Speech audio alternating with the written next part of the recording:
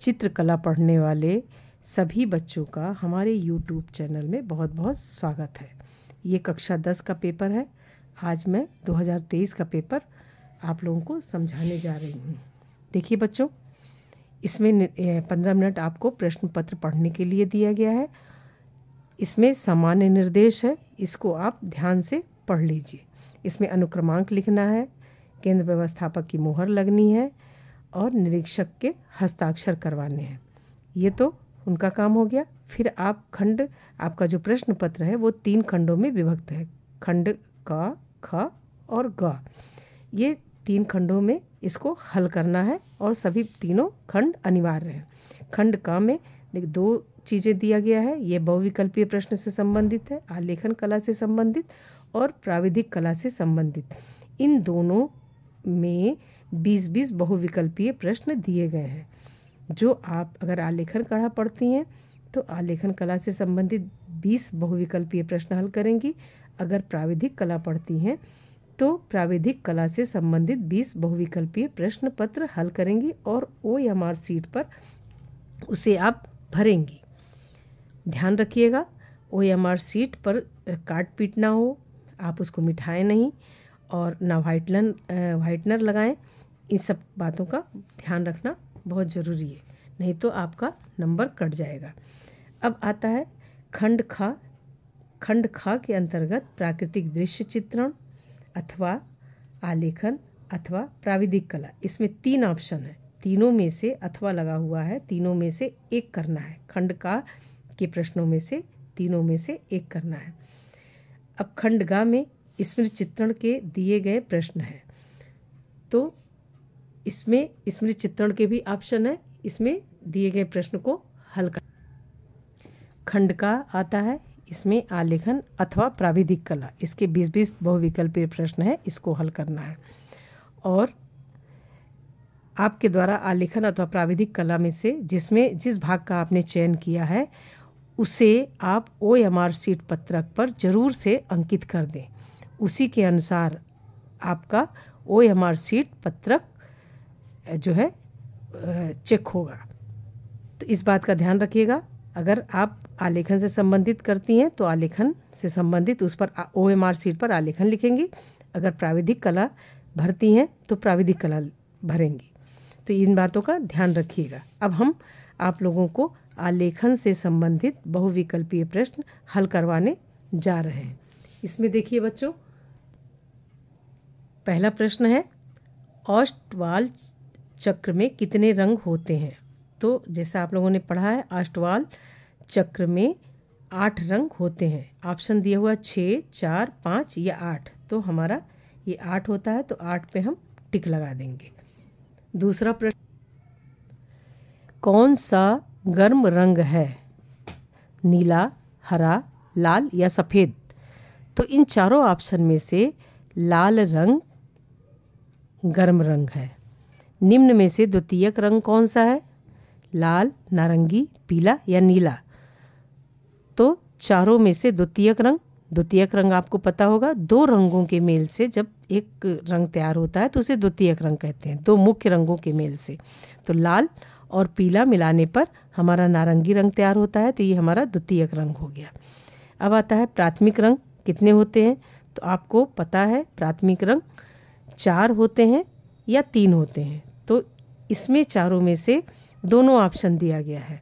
ऑस्टवाल ने 4 रंगों को मुख्य रंग माना है और अन्य वैज्ञानिकों ने 3 रंग को मुख्य रंग माना है। चूँकि आपके इस प्रश्न में 4 और 3 दोनों ऑप्शन है, तो हम 4 पर टिक लगाएंगे। इंद्रधनुष में कितने रंग होते हैं? इंद्रधनुष में 7 रंग होते हैं, तो हम 7 पर टिक लगा देंगे। निम्न में से कौन सा रंग तटस्थ रंग है? तो तटस्थ रंग हम काला और सफ़ेद को तटस्थ रंग कहते हैं। नारंगी पीला, हरा पीला, लाल पीला, तो ये सब नारंगी पीला, इसमें एक द्वितीयक रंग है, ये मुख्य रंग है। इसमें मुख्य रंग है, ये भी मुख्य रंग है। तो हम काला और सफ़ेद देखते हैं, तो ये हमारा तटस्थ रंग है। अब निम्न में से ठंडा रंग कौन सा है? लाल, नारंगी, पीला और हरा। तो हम देखेंगे लाल भी गर्म रंग है, नारंगी भी गर्म रंग है, पीला भी गर्म रंग है, हरा हमारा आँखों को जो ठंडक पहुँचाए या सुकून दिलाए वो ठंडा रंग होता है। तो इस पर हरा पर हम टिक लगा देंगे। कौन से रंगों का माध्यम सबसे पारदर्शी होता है? पोस्टर, आयल, जल और पेंसिल। तो इन चारों ऑप्शन में से हमारा जल रंग सबसे पारदर्शी होता है। किस नंबर की पेंसिल की लाइन डार्क होती है? बच्चों, HB HB या 2B या H या 2B। तो बच्चों थोड़ा सा आप लोग समझ लीजिए, जहाँ पर B लगता है यानी B मतलब ब्लैक है ना, काली, और H मतलब हार्ड जो कड़ा होता है और वो चलाने पर हल्का चलता है। तो जहाँ H रहेगा वो हल्की पेंसिल होती है, जहाँ B लगा होता है वो डार्क चलती है। तो चूँकि HB यहाँ पे दिया हुआ है तो H भी है और B भी है, यानी कि हल्की भी है और डार्क भी है। तो इस दोनों का मिश्रण है, यानी कि HB पेंसिल से हम लिखने का काम करते हैं, कुछ हल्का बनाने का काम करते हैं। ये नहीं होगा 2H तो ये और हल्की है, H है तो बहुत हल्की है। तो इस तरह से हमारा 2B, B के आगे 2, 3, 4, 5, 6, 7, 8 अगर आ जाता है तो उतनी ही काली रेखा खींचेगी। तो इसलिए हम इन सारे ऑप्शन में से 2B पर निशान लगाएंगे। लाल में नीला रंग मिलाने से कौन सा रंग बनेगा? तो लाल में नीला रंग मिलाने से बैंगनी रंग बनेगा। बैंगनी पे हम टिक लगाएंगे। पीला और नीला रंग मिलाने से कौन सा रंग बनेगा? पीला और नीला मिलाने से हमारा ऑप्शन भूरा, हरा, नारंगी, बैंगनी। तो हमारा पीला और नीला मिलाने से हरा रंग बनेगा। तटस्थ रंग कितने होते हैं? अभी हमने बताया तटस्थ रंग 2 होते हैं, काला और सफ़ेद। तो 4, 1, 3। तो इसमें हम 2 पर टिक लगाएंगे। ये 2 रंग तटस्थ होते हैं, काला और सफ़ेद, तो हम 2 पर लगाएंगे। किस नंबर के ब्रश से बारीक लाइन बनते हैं? 6, 4, 0 या 2। तो सबसे बारीक रेखा हमारे 0 नंबर के ब्रश से होता है। अगर 0 नंबर का ब्रश नहीं है, अगर 1 नंबर दिया गया है तो भी वो 1 नंबर, देखिए ब्रश भी हम दिखा रहे हैं, जहाँ ये पॉइंट बनता है तो ये 0 नंबर है, आप देखिए, और ये पॉइंट बन रहा आगे, तो ये हमारा सबसे पतली रेखा 0 नंबर के ब्रश से बनेगी। तो हम 0 नंबर पर टिक लगाएंगे। बिना ब्रश की सहायता से कौन सा रंग लगाया जाता है? इसमें ऑप्शन है जल रंग, पेस्टल रंग, तैल रंग या इसमें से कोई नहीं। तो हम इन चारों ऑप्शन में से पेस्टल रंग पर टिक लगाएंगे। द्वितीयक रंग कितने होते हैं?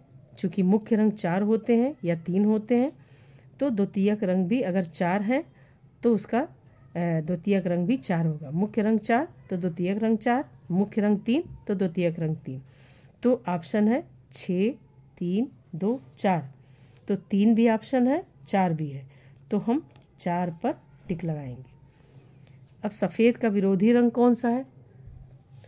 सफ़ेद का विरोधी रंग नीला, लाल, काला या पीला। तो सफ़ेद का विरोधी रंग हमारा है काला। काला पर हम टिक लगा देंगे। अब हमारा 17वां प्रश्न है, कला शब्द किस भाषा का है? तो कला शब्द हमारा हिंदी, संस्कृत, पाली या बंगला। तो हमारा कला शब्द संस्कृत भाषा का है। निम्न में से कौन सा प्राथमिक रंग है? हरा, नारंगी, लाल या बैंगनी। तो प्राथमिक रंग, अब हरा भी दिया हुआ है, चूँकि हम हरा है और लाल है। नारंगी और बैंगनी द्वितीयक रंग है, हरा और लाल हमारा मुख्य रंग है, लेकिन हम मुख्य रंग में हरा रंग को नहीं रखते हैं। तो ये हमारा हो गया लाल।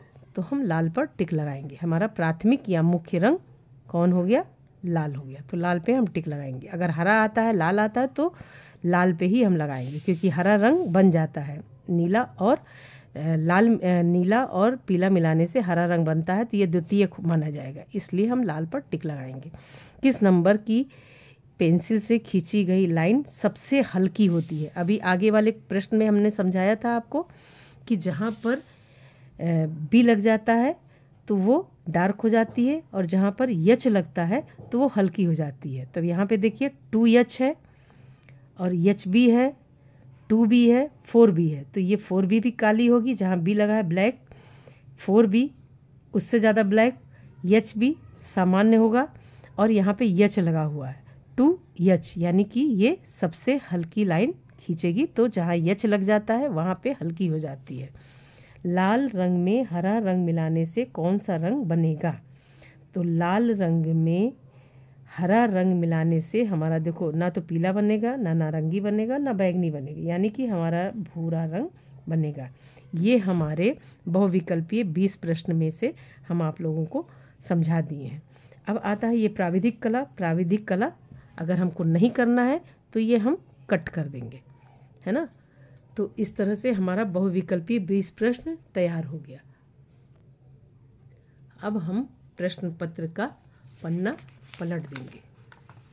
देखिए हम आपको दिखाते हैं, ये भी प्राविधिक कला का बहुविकल्पीय है, इसको हम हल नहीं करेंगे। ये भी हमारा प्राविधिक कला का बहुविकल्पीय प्रश्न है।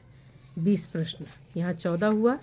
फिर हम पन्ना पलट देंगे, इस पर आप लोग ध्यान नहीं देंगे। आलेखन कला बनाने वाले बच्चे इस पर ध्यान नहीं देंगे। तो ये देखिए ये भी बहुविकल्पीय है, ठीक है। यहाँ तक आपका बहुविकल्पीय 20 प्रश्न हो गया। अब हम आगे के खंड को आते हैं, खंड खा। खंड खा पे हम आते हैं।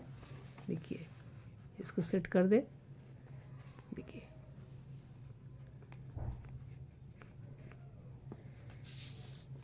खंड खा में आपका ऑप्शन है प्राकृतिक दृश्य चित्रण। तो आप अगर क्लास वर्क में प्राकृतिक दृश्य चित्रण का अभ्यास नहीं किए हैं तो इसको भी आप कट कर देंगे। अगर आप अभ्यास किए हैं तो बना भी सकती हैं, तो इसको हम यहाँ पर कट कर दे रहे हैं। चूँकि हम आलेखन कला ही से संबंधित प्रश्न समझा रहे हैं तो इसलिए हम इसको कट करके हम आलेखन पर आएंगे। आलेखन में दिए गए ड्राइंग शीट पर 16 सेंटीमीटर गुणे 12 सेंटीमीटर के आयत में फर्श के मध्य भाग के लिए कमल के फूल, पत्ती, कलियों पर और मछली की सहायता से एक अलंकारिक आलेखन की रचना कीजिए। आलेखन में किन्हीं 3 जल रंगों का प्रयोग कीजिए। ट्रेसिंग करना मना है। आलेखन में निम्नलिखित बिंदुओं पर विशेष ध्यान दीजिए। देखिए बच्चों, अब इसमें 16 गुणे 12 यानी कि 16 सेंटीमीटर हम किसी कागज़ पे आपको हम समझा देते हैं। देखिए बच्चों 16 सेंटीमीटर गुणे 12 सेंटीमीटर है, यानी कि 16 सेंटीमीटर लंबवत हम ऐसे खींच लेंगे और 12 सेंटीमीटर ऐसे, ठीक है। और ये हमारा आकार तैयार हो जाएगा। इसी के अंदर हमको आलेखन बनाना है। आलेखन कमल के फूल, पत्ती, कलिये, मछली की सहायता से अलंकारिक आलेखन की रचना कीजिए। इसी में हमको मछली भी बनाना है, कमल का फूल बनाना है। आप चाहे ऐसे भी खींच सकती हैं और लंबवत भी खींच सकती हैं, लंबाई में भी ऐसे खींच सकती हैं, दोनों ऑप्शन है। अब आलेखन बनाना हम दूसरे पार्ट में बताते हैं, पहले आप पेपर समझ लीजिए। अब इसी में मान लो मछली बनाना है तो मछली की आकृति हम पहले बना लेंगे। कैसे भी बनाओ, आप अपने हिसाब से बनाएंगे, ठीक है। ये हमारा ये मछली हो गया। ये ऐसे ऐसे मछली बना लेंगे। ये हम केवल आपको समझाने के लिए इस पे बना रहे हैं। ये कमल का फूल बनाना है, कमल का फूल। अब इसमें जैसे 3 रंग जल रंगों द्वारा दिया हुआ है, तो आप 3 मुख्य रंग होते ही हैं, तो आप मनचाहे रंग से आप बना सकती हैं। कोई ज़रूरी नहीं कि 3 रंग का मतलब लाल, नीला, पीला। आप मुख्य और गौड़ रंग मिला करके आप बना सकती हैं, ठीक है। तो ये हमारा इसे फूल हम सेट कर, पहले मछली सेट कर लेंगे, फूल सेट कर लेंगे, फिर उसके बाद जो जगह बचेगा उसमें हम पत्तियों को सेट कर लेंगे। देखिए पत्ती जहाँ जहाँ देखें ऐसे हम पत्ती सेट कर लेंगे। ये हमारा पत्ती हो गया, यहाँ भी सेट हो गया और यहाँ भी हम पत्ती सेट कर लेते हैं। हम अपने हिसाब से सेट कर लेंगे। बाकी जो जगह बचा हुआ है यहाँ हम एक आध कली बना लेंगे, यहाँ से कली बना लेंगे। ये यहाँ पे भी कली बना लेंगे। इस तरह से आप आलेखन में छोटी छोटी ऐसे ही पंखुड़ियाँ बना करके इस आलेखन को पूर्ण कर सकती हैं, है ना। और बाकी जगह पे आप कुछ भी डिज़ाइन बना सकती हैं। ऐसे यहाँ भी जगह बचा है तो ऐसे इसी हिसाब से आप इस आलेखन को पूर्ण कर लीजिए। ये तो छोटा सा उदाहरण है, आप अपने हिसाब से इसको पूर्ण कर लीजिएगा। ये ध्यान दीजिए, इकाई की मौलिकता, यानी कि जो हमारी इकाई है, एक इकाई है, यही हमारा मौलिक है। जैसे हमने बनाना बताया आपको, ये हमारी मौलिकता है सब। और लयात्मक रेखांकन जैसे यहाँ से ये गया हुआ है ये, तो ये लयात्मक रेखांकन है। तो इस पर देखिए इकाई की मौलिकता, इकाई यानी एक इकाई में हमने अपने मौलिकता का प्रयोग करते हुए हमने आलेखन बनाया। इस पे 10 नंबर मिलेगा, समझ गई। और लयात्मक रेखांकन में 5 नंबर है। अब दूसरे पृष्ठ पर हम आते हैं, रंगों का चयन। अब रंगों का चयन आकर्षक होना चाहिए, जो नेत्रों को अच्छा लगे, जो देखने में सुंदर लगे, है ना। उस पर देखिए 10 अंक है। और सामान्य प्रभाव, जब पूरा कंप्लीट हो जाए वो आलेखन तो उस पर 5 नंबर, यानी कि इस हिसाब से आपका 30 नंबर हो गया ना। 10, 20 और 30 नंबर का आपका आलेखन है। अब हमारा प्राविधिक कला, चूँकि तीनों ऑप्शन में से हमने आलेखन का वर्क किया तो हम प्राविधिक कला को कट कर देंगे। प्राविधिक कला, आलेखन वाले बच्चे प्राविधिक कला नहीं करेंगे, तो इसको हम कट कर देते हैं। अब हम आगे के पृष्ठ पर आते हैं, खंड गा पे। अब हम खंड गा पर आते हैं। खंड गा, इसमें है स्मृति चित्रण, ये अनिवार्य है। स्मृति चित्रण में का और खा 2 ऑप्शन है, दोनों में से हमको दोनों ही बनाना है। इसमें 3 ऑप्शन है, 1, 2, 3 ABC, तो तीनों में से एक बनाना है। और खा वाले में से अभी हम पेज पलटेंगे तो उसमें दिखाएंगे, उसमें से भी 2 बनाना है। ये 20 नंबर का है, यानी कि 2 का भी 10 नंबर का है, खा भी 10 नंबर का है, दोनों मिला करके 20 नंबर का प्रश्न है। तो दोनों हम करेंगे तो एक में 10 नंबर मिलेगा। जैसे हम गुलदस्ता, गोंददानी, रैकेट या शटलकॉक बनाएंगे तो इसमें भी 10 नंबर मिलेगा। यानी कि रेखा और षष्ठों और आकृति की अनुरूपता, यानी कि जो हमारा जैसे गुलदस्ता दिया गया है, अगर गुलदस्ता आता है तो आकृति की अनुरूपता, इसमें 6 नंबर मिलेगा। हम गुलदस्ते को खूब अच्छे आकार में बनाएंगे तो हमारा 6 नंबर मिलेगा। और रेखा सौष्ठव, जो रेखा का मतलब जैसे ये रेखांकित चित्रण है, गुलदस्ता है, हम कोई भी गुलदस्ता यहाँ से ऐसे, ये रेखा का सौष्ठव, ये हम चित्र बना के आपको बता रहे हैं। ये दोनों तरफ से नाप करके ही बनाइएगा, हम तो ऐसे ही फ्री हैंड बना रहे हैं, लेकिन आप नाप के बनाइएगा, नहीं तो टेढ़ा मेढ़ा बन जाएगा। ये हमारा फ्लावर पॉट है। अब इसमें इसको खूब अच्छे से सजा लीजिए और एयरबड की सहायता से ये इसको शेड देना है। इसको हम अगले पार्ट में बताएंगे, इसको तो हम आपको केवल एक उदाहरण दे रहे हैं। ये यहाँ पे हम गुलदस्ते की आकृति बना लिए, ठीक है, ये अपने हिसाब से। और ये दोनों आकृति, यानी कि रेखांकन मेरा सही है और आकृति के अनुरूप, यानी कि गुलदस्ता दे रहा है तो गुलदस्ता के अनुरूप ही आकृति को हम बनाए हैं, तो इसमें 6 नंबर, ये गुलदस्ता बन गया 6 नंबर। और रेखाएं हमारी सही है तो 4 नंबर, यानी कि इसमें हमारा 10 नंबर, सही करके 10 नंबर मिल जाएगा। तो ये भी बनाना ज़रूरी है। अब पेज हम पलटते हैं और दूसरे पन्ने पर ये खंड खा है। खंड खा, इसमें से भी ये 3 ऑप्शन है, ABC, तो तीनों में से एक बनाना है। जैसे 2 टमाटर है, B बैगन है और केतली, तीनों में से एक बनाना है। इसमें भी वही बात है, अगर टमाटर दिया हुआ है तो रेखा का सौष्ठव, जैसे ये टमाटर, ये गोल आकृति का है, ये टमाटर की रेखांकन हो गया। और आकृति का यानी कि टमाटर के अनुरूप आकृति, तो ये जो है हमारा टमाटर के आकृति के अनुरूप जो है ये बन गया, तो ये हमारा टमाटर हो गया, ठीक है। और इसको शेड दे लेंगे, छाया प्रकाश दिखा करके ऐसे ऐसे हम शेड दे लेंगे। ये आप एयरबड की सहायता से, पेंसिल की सहायता से ही करिएगा। अभी हमारे पास तत्काल में हम केवल ऐसे ही आप लोगों को पेपर समझा रहे हैं। इसमें चित्रण के बारे में हमने बहुत सारे वीडियो डाल रखे हैं, उसमें आप देख लीजिएगा। ये टमाटर हो गया, ये हमारा आकृति के अनुरूप हो गया, ठीक है। ये तो इसमें हमारा अब 2 टमाटर दे रहा है, 1 टमाटर और 2 टमाटर। तो 2 टमाटर जब हम बनाएंगे तभी हमको नंबर मिलेगा। हाँ, समझ गए। ये 2 टमाटर बनाएंगे तब जा कर के हमको ये कितना है, 10 नंबर। ये 2 टमाटर। बैगन है तो बैगन भी बना लेंगे। बैगन देखिए, इसको भी हम गोला खींच करके आप गोल आकृति बनाइए और इसमें भी ये तो ये हमारा बैगन हो जाएगा। थोड़ा सा लंबा आप बनाइएगा, ये गोल हम करके बनाए हैं, लेकिन आप लंबा बना लीजिएगा इसको ऊपर ले जा करके। इसको हम अगले पार्ट में सही समझाएंगे। ये जो है इसमें नहीं। तो ये मान लीजिए कि ये बैगन हो गया और बैगन इस तरह से जाता है, ठीक है।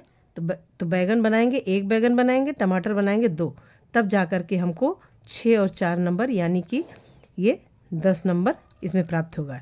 केतली अगर बनाना है तो केतली बनाइए, तब जा कर के 10 नंबर मिलेगा, ठीक है बच्चों। तो ये आपका पेपर हल हो गया और आप